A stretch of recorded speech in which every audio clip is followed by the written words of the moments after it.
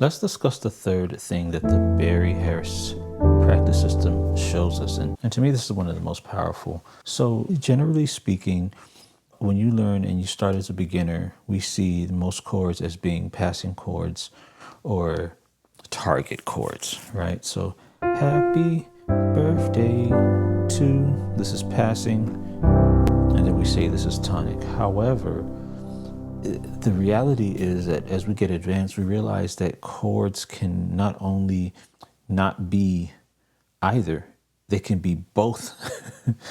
and the reality is that a lot of interesting things happen right in the middle here, right? A lot of things are happening right in that middle section. Let's look at the notes of a C major 7 chord.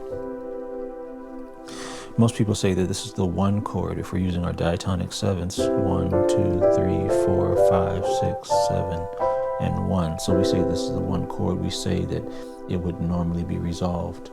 One of the beauties of the 6 diminished scale is it takes the C scale and it adds a half step in between the 5 and the 6, which is an A flat. So the scale will go like this. And that's one of the systems too that we'll be studying in the advanced. But for this section, I'm only using this to highlight the fact that the diminished scale will actually tell us what notes are tonic and which notes are diminished. So we have the first one, which is the C. The notes in the black are considered resolved.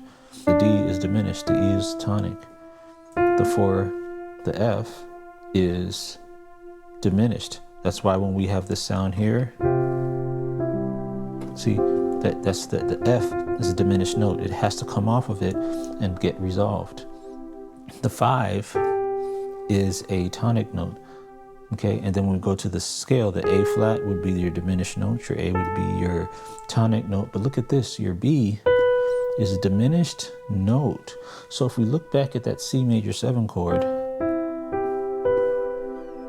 and then we're saying, well, wait a minute, every note in this chord, even though it's the 1 chord and it should be fully resolved, another way to look at this is it's not all the way resolved. It's not completely in the blue resolved section. It's kind of a little bit more dissonant. It's not all the way resolved, right?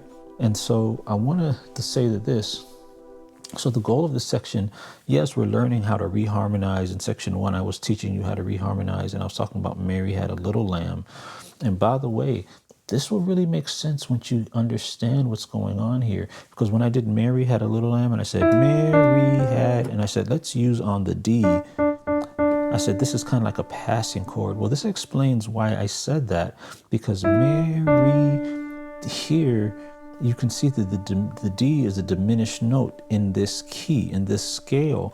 And so this is the reason why I was using a passing tone at that part of the song in our first example.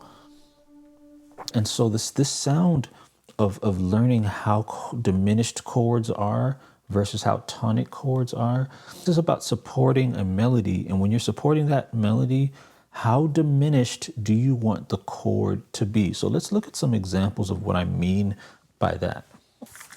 So let's go back and review the first that first measure of the Barry-Harris chord system.